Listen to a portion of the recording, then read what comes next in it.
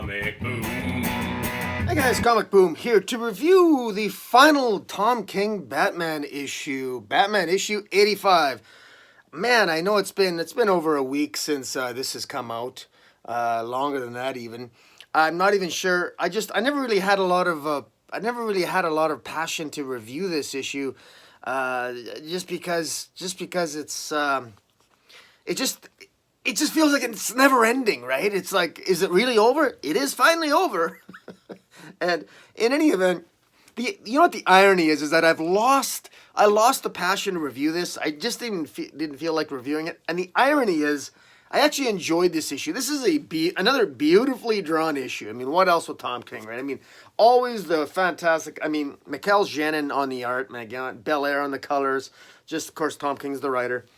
Just beautiful art, and of course, lots of scenes with Selina Kyle and Batman, Selina Kyle and Bruce Wayne in a bed, being, passionate with each other. Beautifully drawn, beautifully drawn. But what's the story? Now, how does this all wrap up with Flashpoint Batman? Because last issue ended with him confronting Flashpoint Batman.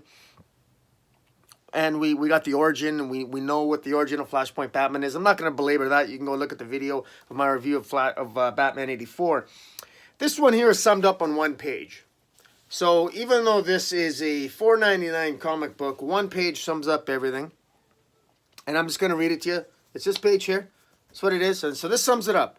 Batman says to Flashpoint Batman, who's got a gun to his head, he says, "After the alley, the pearls, I was a child. That I thought that was the end. I was at the end. I went to kill myself with a knife. Instead, I took a vow. I killed myself with a vow. I was on my knees." And Batman said, "I swear by the spirits of my parents to avenge their deaths by spending the rest of my life warring on all criminals." Which is very similar to the vow, almost word for word, that Flashpoint Batman had when his wife and son were killed in the Flashpoint universe. Batman goes on to say that I lived by that vow. I was the vow. I was Batman. But he says, "I'm no longer a child. Life is not a trap you make when you're 10 years old and you're hurting. Life is a choice you make every day, every damn day. I choose her. I choose happiness. I choose family. And I choose Batman." And that's it. That was it. That's what he did. That essentially, that one page encapsulates what the previous 85 issues were about. And I got to tell you, if you were to go back 2 years and hand me this issue, and I didn't know what number it was, and you were to hand me this issue and say, "This is how Tom King's Batman is going to end," and you gave me this issue and I'd read it, I'd be impressed. I'd say, "Man, I can't wait to read how we get to this point." You know what I mean? This is impressive. Seen in isolation. This is a beautiful drawn issue. It's interesting. How do we get to this point? The problem is that I know how we got to this point. And it was a mess. But at the same time, as messy as it was on the previous 84 issues getting here, I enjoyed this issue for what it was. Because you reach a point with Tom King that, and I've said this before, is, after a while, I mean, I'm going to sound like a broken horse if I say, beating a dead horse if I once again criticize the deficiencies of the longer narrative itself. The reality here is, at the end of the day, this, given what came before, this does a good job wrapping it all up. Now, I say good job because there are still some things that don't make sense, and I'm not even going to go into it. I'm not going to go into it because I'm just glad it's over. Other than to tell you that there's some beautiful sequences here between Batman and Gotham Girl. Batman gives Gotham Girl platinum kryptonite, which I thought didn't actually really exist. But I think it was in a Batman annual a while back where Batman gave Superman Superman offered Batman some platinum kryptonite, which gives you a person permanent superpowers. And Batman rejected it, but Batman has given it to Gotham Girl so that Gotham Girl will forever keep her superpowers. And Gotham Girl had the weakness that the more she uses her powers, the closer she comes to death. Well, now there's this Duke Ex Machina. What do you call it? Duke Ex Machina? Or Duke Ex Machina? Duke Ex Machina? Anyways, now Gotham Girl is forever superpowered. She can use her powers all she wants. And Gotham Girl tells Batman to go ahead and use your powers. Go ahead and use your powers. A little bit of contradiction there, because initially when Batman spoke to Gotham Girl in the earlier issues, he didn't want Gotham Girl to become superpowered. He wanted Gotham Girl to be happy. And here he just goes ahead and gives her platinum kryptonite and say, yeah, go ahead. Have superpowers. You know, be a superhero. Do this life. Don't worry about being happy. Just be a superhero. Batman does that, and then of course he turns around and he embraces being happy himself. Gotham Girl tells him to marry the girl, and of course that's what he's going to do. We still don't get an explanation on Psycho Pirate. I'll be honest, that was one of my biggest mysteries that I wanted an answer to. How on earth did they control Psycho Pirate? It's never explained. What is explained is that Psycho Pirate was unable to control Catwoman, and Catwoman was just playing possum, so to speak, because the ventriloquist in Wesker, the dummy there, he can't be controlled through Psycho Pirate, because only the dummy can tell him what the ventriloquist what to do, because of the nature of his psychopathy. And so Psycho Pirate never really had control over the ventriloquist, and but Catwoman had control over the ventriloquist because she controlled the dummy, or whatever the case might be.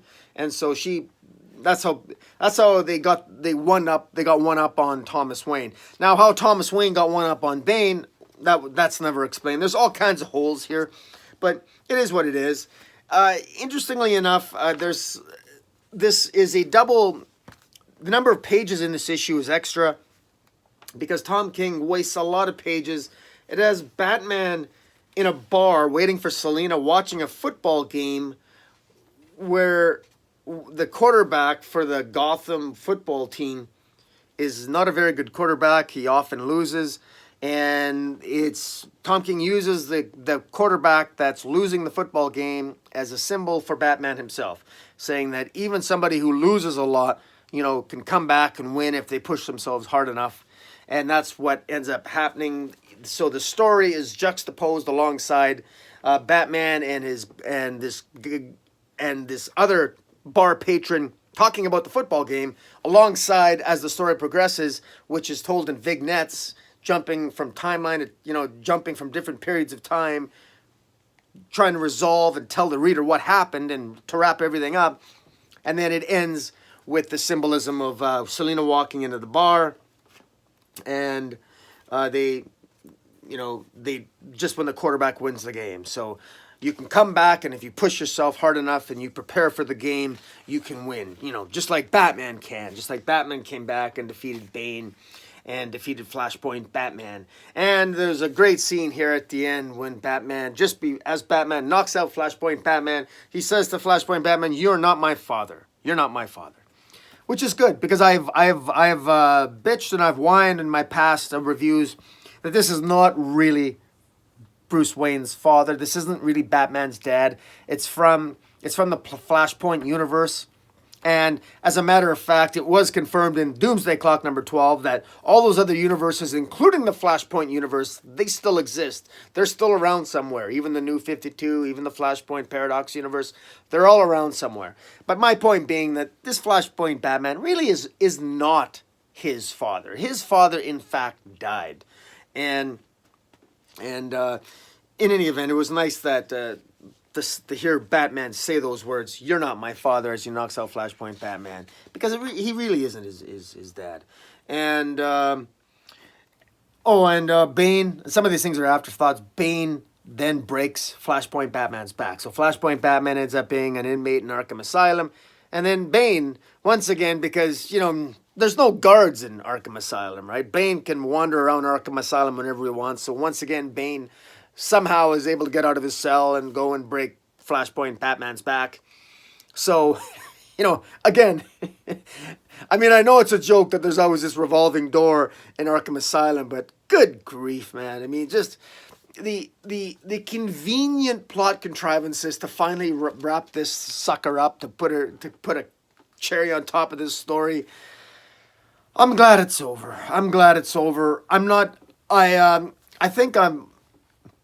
I I don't think I'm going to do a retrospective on Tom King. I think I've talked enough about it. I'm just glad it's over. There's a lot of interesting news and gossip that I've heard about what really went on behind the scenes, leading to Tom King being fired, and I believe all of it because it makes sense. And you really get a sense that, surprise, surprise, Tom King did not, in fact, know how he was going to end this story. And in fact, Bane, it was confirmed, Bane was the main villain up till issue 50. Bane was always intended to be the villain. And it was after issue 50, where Tom King has stated he saw Flashpoint Batman in that double page spread in the basement of Arkham Asylum in issue 50, and that's when he decided to make the main villain Flashpoint Batman.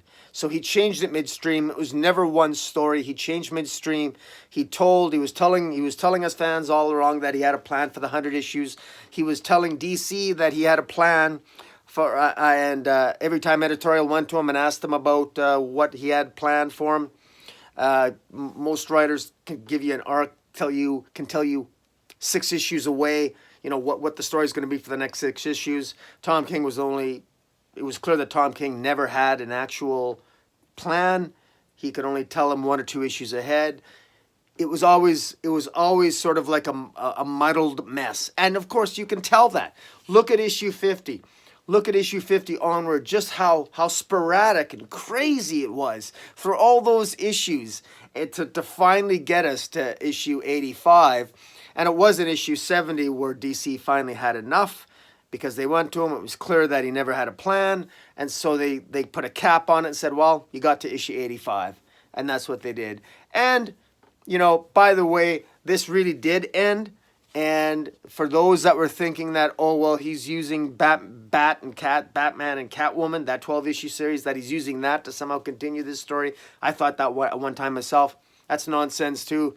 I don't know what he's doing with Batman and Catwoman, but I got to say I'm actually looking more forward to that than I would be his normal Batman run, because at least with Batman and Catwoman, I got to tell you, if we have like Mikel Janin on that or Clay Mann, and good Lord, I mean, this art is fantastic. So, I don't mind Tom King when he tells relationship stories. I didn't mind his Mr. Miracle. I'm looking forward to Strange Adventures.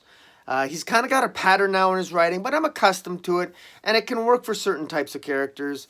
And his Batman and Catwoman, I'm kind of accustomed to what he does with them, and I enjoy it for what it is, even though I view it almost in an alternate universe kind of setting. And I think those of us who can find something to enjoy with Tom King sort of view Tom King as sort of an aberration and sort of an alternate universe take, particularly his Batman here, at least the way I would view it. In any event, guys, that's my review of Batman 85. Sorry I meandered on there, and follow me on Twitter at Metropolis40, and until next time, Comic Boom out.